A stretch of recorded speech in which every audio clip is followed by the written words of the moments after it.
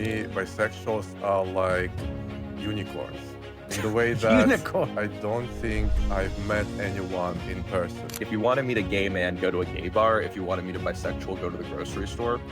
Okay. We're kind of all around you in ways that you might not necessarily realize because there is so much stigma on the label itself. A lot of people don't feel comfortable since I've come out as bi. I've dated some gay men, but I don't think I've dated a straight woman since I've come out as bi. They've all been bi. And then I've dated bi men and gay men. And what can we do to make this world better for bisexual? Believe them. Don't necessarily argue with us. And there's less of a concern of gay men. When I say I'm bi, they just are less concerned that I'm going to leave them for women versus if I tell a woman I'm bi, they're much more likely to be concerned I'm going to leave them for a man. So in terms of like going out to a bar and picking someone up, a gay bar is so much easier because these guys will come up to me, within 3 seconds, they make it very clear. How? It's a different dynamic floating. And what dating gay with- bars are you going Exactly. to? No, we're coming to New York, Zach. Oh.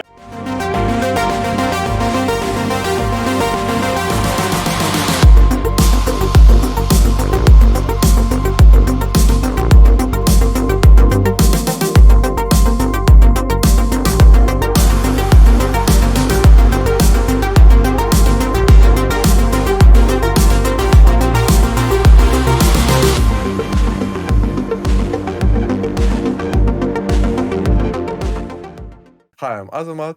And I'm Oliver, and we're the founders of Friend of Dorothy. In today's episode, we are having Zachary Zane, author, sex columnist, writer, LGBTQ+, and bisexual advocate. Hi, Zachary. Hi, Zach. Hello. Thank you for Welcome. having me on. No, it's a pleasure. Was that the right introduction? It was from ChatGPT. Was it really? Yeah. That's part of it for sure. No, I wrote a book called Boyslut, a memoir manifesto. I'm also Grindr's sex and relationship expert. So my first book was like nonfiction. It was about like how to overcome sexual shame. And I write through my lens, which is bisexual, polyamorous, very kinky, kink positive. And this new book is like fiction. I'm on the last chapter of it. I'm so close to being done with this one chapter and then, a year of edits. But so I feel like maybe have my author hat on just a little bit more as I'm finishing up this book. How do people write books nowadays? I feel like with ChatGPT, you can actually, ask AI to write the book. You can. I mean, you can. I don't. Yeah. I like to think that most authors don't. But also there's some people like authors who use like no ChatGPT whatsoever in any capacity. I love doing it for like research, but like my story takes place in upstate New York in the woods. And I'm like, what type of animals would be out in October? If I bring up a bear coming out and it's like, oh, bears don't come out in October. Or I have an erotica Substack where I write like fiction and nonfiction erotica. And I really like doing like period pieces. It's like, what would the people be wearing in this time? So I think it kind of makes research, or if someone gets injured, what type of bone fracture would it be? What type of healing would it be? So it allows me to actually be much more like accurate in what I'm describing and to have more details. That said, I'm not like putting in like, hey, write this chapter for me. You know what I mean? But then there's some people, I say that even to authors, like you shouldn't be using it for research. I'm like, I feel okay using it for research ethically, personally, and that's fine with me. Yeah. I talk to some authors who are like, oh, like ChatGPT is not as good as like a real author. I'm like, it 100% is. And if it's not right now, it will be in 6 months or a year. I think what makes you a good author and writer in many senses is like, what have you learned from all the books you've read? Like what makes for good authors are really authors who read a lot. Yeah. And it's like ChatGPT has had however many millions of books. They've read millions of books, you know what I mean, that they've had inputted in it, they have access to. So I don't know, when people are like, oh, it's not going to take over. I'm like, it might. And I'm a little bit worried, which is why I need to finish this book up sooner than later. Yeah. Let's go back actually to your first book, which is Boyslut. Yes. Boyslut. Boyslut. Yay! Oh, we have a picture. New picture right here, Boyslut. Oh, I love it. Available everywhere books are sold, here and paperback too. We should make a supplement called Boyslut. Boyslut. Oh, Zachary, what inspired you to write Boyslut, and what was the key message of the book? Yeah, I really wanted to share a lot of the male bisexual experience. I felt like there had been a lot of like gay memoirs about that and telling that experience. And it didn't resonate for me. I think there are unique challenges in being bisexual, especially when I wrote this book. I started writing the proposal in the end of 2018, and then it didn't come out till 2023. So it's like a 5-year journey. But like when I started writing about bisexuality 10 years ago, I would Google bi guy, and the only things that came up were either like 10 things to never say to a bisexual person, or 10 myths about bisexuality, or excuse me, or like studies about bi men or MSM, men who have sex with men having and spreading HIV. But there really wasn't any content for bisexual people to better understand themselves. The first part of that content is trying to convince gay and straight people we exist. But there was nothing about how to date as a bisexual. There are unique challenges that come along with that. What happens when people don't believe that you're bi? What happens if you have internalized biphobia? When can you call yourself bi? If you're in a monogamous marriage and a man with a woman, does it make sense to call yourself bi? Um, should you put bi in your dating profile when you date? And just kind of addressing the actual unique challenges that come from the self, that come from your relationships, that come from family misunderstanding you when you were bi. And that was my kind of introduction into writing. And I was really known as the bi guy. But then from there, it expanded to like a lot of the struggles with bisexuality come from sexual shame. And obviously, all queer people, or not all queer people, but most queer people struggle with sexual shame at some point in their lives. And so do most straight people. You know what I mean? And then I really kind of moved into that kink section and discussing how to embrace kink in a way that allows you to live a happy and fulfilling life. Because I think we're now realizing that sex, having a healthy and happy sex life and feeling good about yourself sexually without shame extends much farther than just the bedroom. It's not, oh, I'm just disappointed in the bedroom, but then in every other aspect of my life, it's fine. It will seep out. You won't be happy in other aspects of your relationship. You won't be doing a productive job at work because you're unhappy. And we realize, this is a mental health problem as much as it is, a physical one as well. So I think that was a big motivation for it. I hadn't seen it written like this. If someone else had written this book, I wouldn't have written it, but no one else had. It's about how to overcome sexual shame and kind of using the steps to get you there. Because I think there's a lot of logically, we can know I shouldn't feel shame because I want to get pissed on. Let's give that example. I know I like that. I feel like a pretty No, common. you should. You No, should. you should. But I'm joking. do you know what? Let's bring back shame. Too much pride. No, but like, and even if you can kind of know this logically, it's like, how do I actually feel it and believe it? And so it's not just me being like, I know I shouldn't feel this way, but I still feel like shit, and kind of moving to those steps. And I think a large part of that, I mean, you have to read the book to get the full scope of it. I talk about the purpose and the need of real community and having that too. And I think when you surround yourself with other people, and I know in the LGBT community, we often talk about chosen family and community. And I really can't emphasize the importance of that. Where when you surround yourself with other like-minded people, people who do not shame you, people who do not judge you, you're much less likely to experience sexual shame. I just feel like shame is able to like thrive and proliferate in isolation. When you kind of get into your head and you think that you're alone and you're the only one that likes this and you're the one that's messed up and you can't talk to anyone about that, that's when shame is at its worst. So it's like, how do you meet your people? How do you find your community? How do you surround yourself with people who can talk you down the ledge when you're feeling a certain sort of way? Zach, so you mentioned about dating profiles. Sure. Can I ask, do you mention on, I mean, you said obviously your Grindr and so on. Do you mention on there your bi? Yeah. On my dating profiles? Yeah. Yeah, I do. And how do people react to that? Because I don't think I would message, which is strange. I wouldn't think I would have a problem. Certainly wouldn't have a problem with dating or hooking up with a bi guy. But I don't know if I would, if they were saying, oh, I'm bi, I don't know why, but I don't think I would message them. So I think there are kind of different scenarios for when to put bi and when to not put bi. But I think generally when you put bi, you get fewer matches. And that is the point. Because it is, you want the people who are definitely okay with you being bi. You want to attract the other people, men and women who are bi, but too afraid to admit it. So they're like, oh, this person's bi. And it's really nice as a bi person dating other bi people. Actually, since I've come out as bi, I've dated some gay men, but I don't think I've dated a straight woman since I've come out as bi. They've all been bi. And then I've dated bi men and gay men. And I think in part because straight women are less likely to date me. And so, especially if you run into the issue of I'm on date 2 or 3, I like this person, I come out as bi at this point, and then they freak out, they ghost you, I don't want to date you. For me, I've had that happen.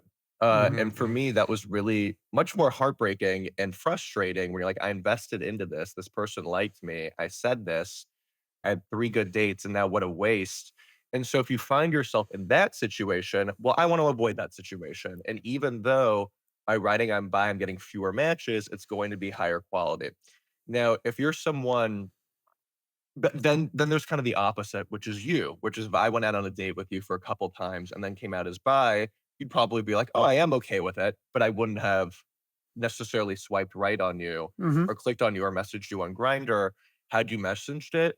And that is the payoff. That is the risk. So, like, yes, I might be losing a few more people who are okay with it, but I'm definitely avoiding some hurt and heartbreak from the people that are not okay with it that I end up liking or having 3 dates in with. So it is up to you in that way. For me, it is easier to list that I am bi, and I rather kind of have my dating pool be smaller than have 3 dates and then be disappointed. Mhm. Zach, I have a question. For me, bisexuals are like unicorns in the way that Unicorns. I hear about them, but I don't think I've met anyone in person. And when I ask my friends about bisexuals in general, we debate whether it's a phase between understanding that you're gay or do bisexuals really exist. So many of them say, like, surely they exist. And then I asked them, like, do you know anyone? And they were like, no. That's where my question to you is, where are you guys? Do you guys Where he's exist? hiding. Where are you hiding? And are you guys real? Well, I am real. Okay. I feel like I should say this. I think because of the stigma, because of people debating just our existence, a lot of people who are bi do not advertise it. Mhm. They're not vocal about it. Or they'll hook up with men and women and they'll just say they're gay because they tend to hook up with more men, or they'll say that they're straight. But because you kind of receive the response that you just did, a lot of people are just like, I'm just not going to claim it. I'm just not going to say it. But so I think there are so many bi people. And if you look at the numbers of like percentage of like people in the LGBTQ community, like bisexual is the largest group of more than lesbians, of more than gays. You know what I mean? We're actually a very large group, but you're like, oh, I don't see these people. People don't feel comfortable sharing it. The younger generations do. Now we have like the millennial, the Gen Z, the Mhm. Gen Alpha, Mhm, and mhm. we are fine saying bisexual or pansexual or fluid or queer. Queer meaning attracted to multiple or all genders. But I think the older generations, Gen X boomers, just like don't feel comfortable using that label. There's just so much stigma associated with it. But there's also a quote where it's like, if you want to meet a gay man, go to a gay bar. If you want to meet a bisexual, go to the grocery store. Okay. We're kind of all around you in ways that you might not necessarily realize. But yeah, just because there is so much stigma on the label itself, a lot of people don't feel comfortable saying it publicly, even though they might identify as it as themselves. Yeah. I guess I'm still a little bit confused. Even when you just said there are more bisexuals than any other minority groups, I was like, where? Where are the Well, I bisexuals? would imagine there's a lot of straight men, or Uh-huh. not straight men, bisexual men who maybe date women more and then Yeah. dip in and out of the male pool. So I mean that definitely exists. And I'm actually not sure if like they would even identify themselves as bi, Mhm. Mhm. and it's like the definition of bisexuality, it shouldn't be as confusing it is. And I think in Mhm. some way it's like, do you like men and women? Big Okay, you're deal. bi. Yeah, like that's one of them. I like using the word bi more as an umbrella term, and if you feel like the word fits you, go for it. But what are you trying to say by identifying as bi? Like if you're a straight dude, quote unquote straight dude, who only dates women, but I'll get blown by a dude. And it's like it's saying, but he has no desire to date a dude. He's not going to reciprocate a dude. He doesn't want you to be a part of the LGBTQ community. It's not like he's going out and watching RuPaul's Drag Race with his friends here. Like what is it? Would it make sense for him to identify as bi? Like, because by saying bi, you're trying to say something to the world too, who you're attracted to. But if you're just doing it Mhm. this, And what if you're bi in that I'm not actually attracted to men, but I'm attracted to the act? You know, it could just be like, hey, I like just doing anal sex and it's easy to do that. And my wife won't do it, or I'm having trouble finding women do it, but guys will do it. I like the act itself. I just like the feeling of a blowjob, but I'm not actually attracted to men. But I like the sensation. Like, does that count as bi? And it depends on how you're defining bisexuality in that way. If you're defining it by more behavior, like are you intimate and hooking up with men? Then you're like, yeah, it's bi. If you're defining it as an attraction to men, you might say this person's not bi. Um, I think most definitions of bisexuality include some variation of both attraction and behavior. Mm. It's kind of up to you and how you want to identify. And I don't think in those studies that those are the guys who are saying, yes, I'm bi. I think those guys would still consider themselves straight. I think nowadays I observe on Grindr there are so many new things, even for me, in the way that What do you mean, even for even for me you? because You and your filth that you're into. I am mature kind of gay, right? I've been on Grindr for the last 20 years, right? So Started 2009 and we're in 20. God, it's like okay, 20. 15 years, right? Hold on, we No, were no, married. it's more. Well, That's we were more. married for 5 of them, so I want to know why he was on Grindr while we were married, mother. 16. Oh, 16 years. Yeah, yeah, Yeah. okay, yeah. So where I'm going with this, what I've learned for myself nowadays is there's a lot of, I don't know, FTM. We were talking about it, right? That FTM are more visible now, the trans Sure. boys. And for example, I find them quite attractive, and they're on Grindr great for me, which is quite interesting. Pups and so lots of different. Yeah. Okay. And I think one of the new thing that I'm still getting used to it is straight guys. There are straight guys who are looking for only femme boys or for trans guys. And I see them very often, at least in London. I don't know about New York, Zachary. But here, yeah, there are like, I would open the grid now, and in the first kind of swipes, I'll find at least one man who's looking for femme, So I FTM, guess and how to trans. phrase that as a question is: firstly, do you think they are straight, or do you think they're just suffering from shame? I think both. I think it depends on the person. I'm always reluctant to be like, hey, you are this, you are gay, you are straight, you are bi. And I want people to be able to self identify. But then at the same time, it's also how you're defining attraction and straightness. Is it more about biological sex or is it more about gender? When we're talking about like, are you straight or are you gay?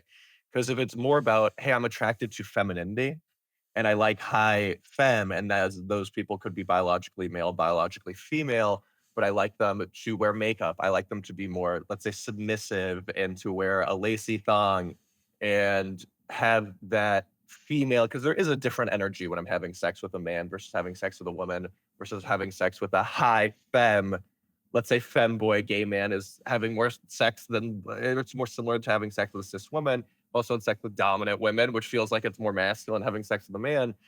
And so it's, like if you're a straight man that only sleeps with trans women, like that is still like definitely straight. But if you're a straight man who's sleeping with femme boys who identify as gay, who identify as men, okay, that is a little bit more complicated. So those guys could be suffering from, yeah, homophobia. The only way I would really know is like if we lived in a world without any homophobia and you're allowed to whoever you wanted and date whoever you wanted, if those guys would still pick, hey, I'm only attracted to femininity, then I'm like, okay, I guess those guys are straight. If Yeah. they actually, in an ideal world with no homophobia, would be like, okay, no, I actually would sleep with like hairy cis gay dudes as well. Yeah. Okay, that implies to me shame, but if we don't live in an ideal world, we kind of don't know. Like if I go and start having sex with a woman, then I'm bisexual. I mean, irrelevant of what label I give myself. If that's something I want to go and do, I think what all of this speaks to in a larger sense is just like sexuality is confusing. Gender is confusing. If it wasn't confusing, we wouldn't have all these debates and topics about it. I think there is fluidity. Some people are very easily put in a box. You know what I mean? It's like, I'm a gay man. I only sleep with cis gay men or even trans and cis gay men. I am gay. That is that. I like high masculine dudes. I want hairy dudes. I like that. Okay, that guy can be put in a box a little bit easier than someone who's like, okay, I like femininity, attracted to these body parts, will sleep with men, but only in this context, but only not because I desire them, but because I find the action hot. And so that's why, like, millennials, I think, were the first generation, maybe not the first generation, but one of the big proponents of like, we don't like labels. We don't like being put in a box just because they felt like they didn't mesh into these easy boxes. And that's why we're able to have this conversation without any definitive answers. Yeah. And what can we do to make this world better for bisexuals? Believe them. I think that starts at the first, don't necessarily argue with us. And like, I know I'm not like ignorant. I know that when I went to college, every guy that came out as bi came out as gay 2 months later. Yeah. And because of that, I did not think bisexuality was real.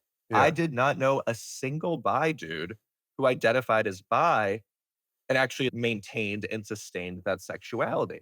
So even though I can be a little egocentric, I'm like, I'm not delusional. I can't be the only bi dude in the world. I really, really thought I was.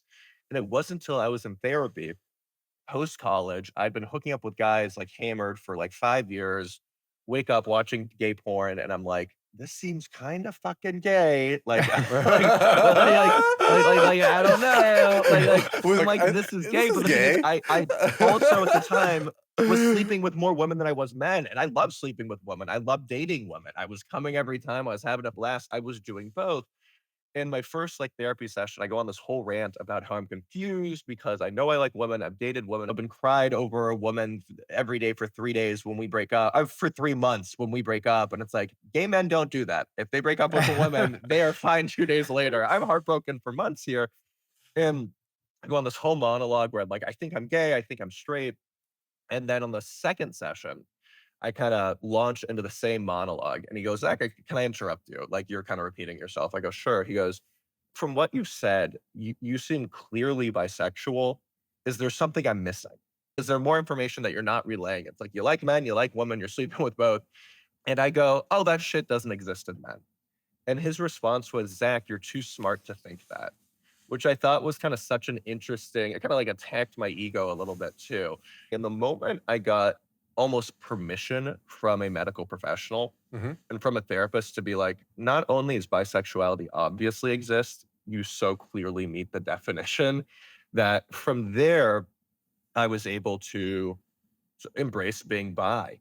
But at first I was like, oh, I'm only sexually attracted to men. I could never date men. So, I'd be on Grindr and I could you, but I'd never want to go on a date, but I could date women. For me, that was internalized homophobia. For me, I wasn't ready to admit yet I could also love a man too. It was just being closeted and being afraid of admitting that I could love men too. But kind of that therapist, I owe him a lot. And I think I would have got to where I am now regardless. I think just, yeah, that fundamental someone believing that you can be this, that you are this was huge for me. Are men, or generally with gay men, when you first come out as bi, are they negative, positive? And I guess the same for women. Like, what's the overall way people react towards it? Sure. I want to say, first of all, things have changed in the past 10, 15 years. I feel 15 years ago was a lot more antagonism. Now, I think thanks to social media and Twitter, there is a bi culture. You see a lot more bi people. And there's a bisexual TikTok, bisexual Instagram, and people talking about this more. Being online and social media was a safe place to come out as bi and meet other people who were bi. So now there is more visibility. I'd argue there is less biphobia.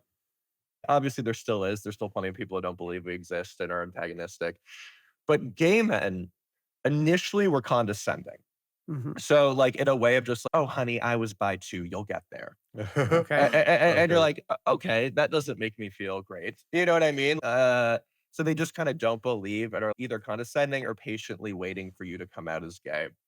Then there are the guys who really find bi dudes hot, and it comes from a little bit of like a fucked up place where it's like, oh, you fuck women, and therefore that makes you more masculine. It's like, I fuck woman, bitch, I'm not necessarily masculine. You know what I mean? But so they kind of like it in that sense, so they can like fetishize you for it too. Versus women, women would, again, the assumption is that you are secretly gay. So I Mhm. think when the assumption is if you're secretly gay and you're dating a dude, you're like, oh, I could wait for you. or like, I know it's going to happen, versus if you're secretly dating or dating a woman, they'll be like, I do not want to date you because I'm afraid you're going to leave me for a man. And there's less of a concern of gay men. When I say I'm bi, they just are less concerned that I'm going to leave them for women, versus if I tell a woman I'm bi, they're much more likely to be concerned I'm going to leave them for a man. Makes sense. I understand that as well from the perspective that it's easier for a man to find fast love with another man, right? Yeah. So I think I chatted to one guy on Grindr and he said, Just the one, yeah? yeah, and he said that I find it so much easier to find sex with men. Yes. And there's less bullshit, like tons of dating before you get laid. Even if he's like 50% bi, he would choose to have sex with men because it's just so much faster, easier. What's your thoughts on that, Zachary? That's true. Yeah, I mean, it makes sense. Like, there isn't an app like Grindr for straight people. Yeah. And you could say like Tinder is. It's like, I'm not sending a dick pic on the second message to a woman on Tinder. That would be very inappropriate. Versus on Grindr, yes, you can do that. That could be your opening message. That's accepted. That's embraced. So you're soliciting nudes. It's not accepted. Stop sending unsolicited pics. Well, no. If it's in my profile, it says send me pics, send me ass pics. I want to like that. That should be your first message. I want to see the machinery what you're working with. And Grindr has also check and read. It does accept nudes, does not accept nudes. It has those sections. So it's like someone says don't send nudes, don't send nudes. But if someone says does, like do it. Like that's the point of it. The reason why a Grindr app doesn't exist for women or for like straight people is just because there are so many more safety issues that go into it with being a 5'4" woman inviting a stranger into your house who's 6'4". There's a lot more that can go wrong.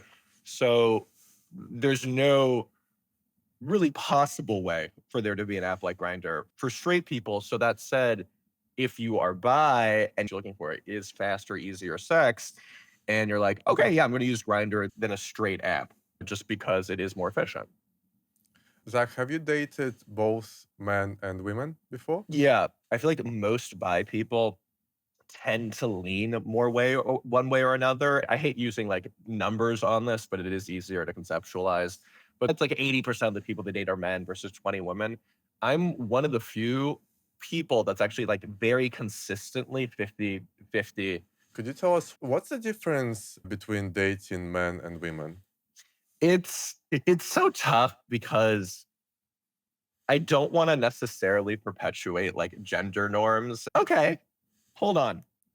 I have a section in my book, like the most asked questions that by people get. I have an exact answer to. All right, I can answer that section here.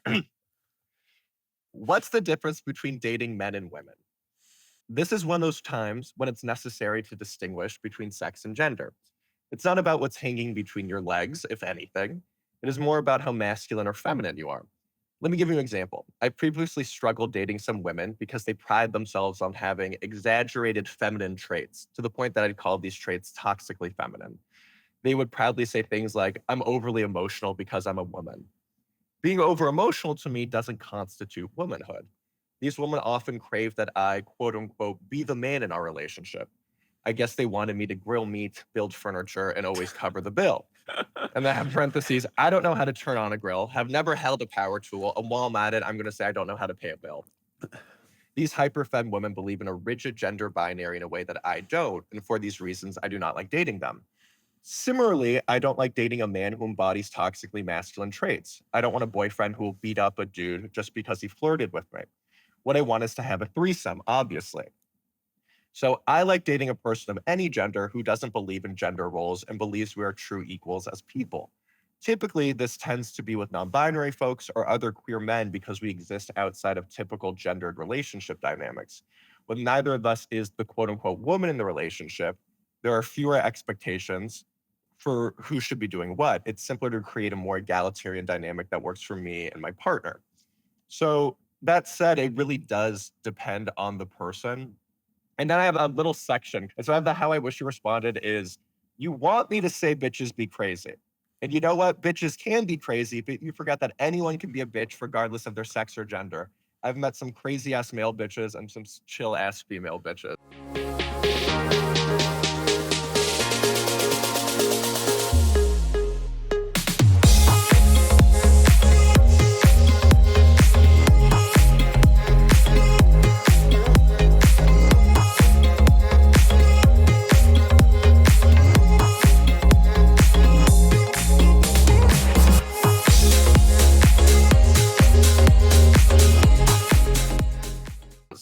do believe there's something to be said that men and women outside of like biological differences are socialized differently. And just, like men are taught to be more the pursuer. Women are taught to be more of the, oh, you come up to me at the bar. So in terms of like going out to a bar and dating and flirting or picking someone up, a gay bar is so much easier because these guys will come up to me, within 3 seconds if this person wants to have sex. They make it very clear. It's a How? different dynamic Yeah. floating And and what gay dating with bars are you going Exactly. to? No, We're coming to New York, Zach. New York, 100, all of them. So it really does depend. And I've dated, more high masculine women, and it feels like, yeah, that's a different dynamic than dating a high femme woman. Dating a high femme gay boy is different than dating more masculine men. So it really just depends. You just follow up on how do people approach you at the bar and you know that they want to have sex with you? What do they say? You guys are gay men. You guys are hot gay men. Don't make it seem like I'm the only one Yeah, that but I would never go up and talk to someone in a bar. First of all, I don't know, Zach, if at a it's gay bar. Yeah, we at a don't gay talk. bar, you wanna go up Don't and be talk to someone. ridiculous. Well, No. maybe we're just too old. No. I know it's exactly the culture of London. Oh, Or Americans are different. literally, Yeah, okay. if you come up to me at the gay bar, I'm checking my wallet. you are checking your wallet. Like, what do you want from me? Like, because it's such a weird culture in London, in the way that you usually go to Yeah. the bar with friends, with your gay friends, right? And no one comes up to each other. It's like absolutely, yeah, not the culture here. Or maybe it's the type of gay bars we're drinking in. Maybe because actually, when I was younger, yeah, I probably would. And people would talk to me. Now I'm older and I'm going to nicer bars and stuff. I think it's maybe just the sort of scene we're into. This is the London culture. No one talks to each other. And that's why when you say that people come to me at the bar in New York to ask what? Yeah. It's like I'm now flabbergasted from my end of this. Like we always talk about gay bars being a sense of community and how you meet people. Like a lot of guys go to bars alone to get picked up. Like that is the entire purpose. Like you go alone to a bar. If you're sitting alone at the bar, someone buys you a drink. I feel like this is like a trope that you'll see in American movies, like all the time. You go into the bar. Yeah, you see it in movies, but Yeah, you don't act but, on like, this. no, I also see aliens in movies. Yeah, it's true. I'm not going to gay bars alone to pick people up. Also, like the concept of wingmen. Like, don't you like guys have that as well? You go to a bar with a friend or two, and their job is to help get you laid. They are winging you. You know what I mean? So even if you're going with a group, if you're like, I want to go, and then the friends will come up and start flirting or talking to you, and then set it up so that other guy has an easier chance. But no, I was gonna say maybe this is just New York. No, it's LA. It's FS. I've been to Chicago. I've been to all these places. So I'm not gonna say it's just It's New York. It's American. American United States culture. It's Americans. No, absolutely. Like that's And I how love you it. meet and go out. I have this question. I like someone, and I'm not sure whether they're gay or not. Second. First of all, I'm just scared to come up to them. Like, how do you guys do it? How would you approach the person if you like them? Now, is this you like them and that you want to go on a date, or you like them Yeah. and you're trying to cruise? Let's do both way. Like, if it's cruise for sauna, one, or if I want to go on a date, two. There is a culture and somewhat step-by-step guide of cruising where it's just like, first of all, you both are going into the sauna. You both are wearing a towel. You kind of look back and forth at each other. You kind of start, futzing with your towel a little bit. You might fluff up your dick underneath the towel, see if that other person reciprocates, is looking at you. It's about the eye contact and kind of going step by step. You don't immediately go in and just like whip out your. You have to like each step of the way. There has to be an eye contact and reciprocation. You So start that's fluffing, where he I'm starts going wrong. fluffing. That's where I'm going wrong. Yeah, it's a lot of Uh-huh. eye contact in doing that, and then you move up the towel a little bit, see if they do, and every step are they meeting you, and then you can take off the towel. You'll start blowing each other, having a blast, living your best life here. Um, in terms of just like picking up a guy for a date at a gym, I think that's definitely harder. I think again, it comes to that eye contact though.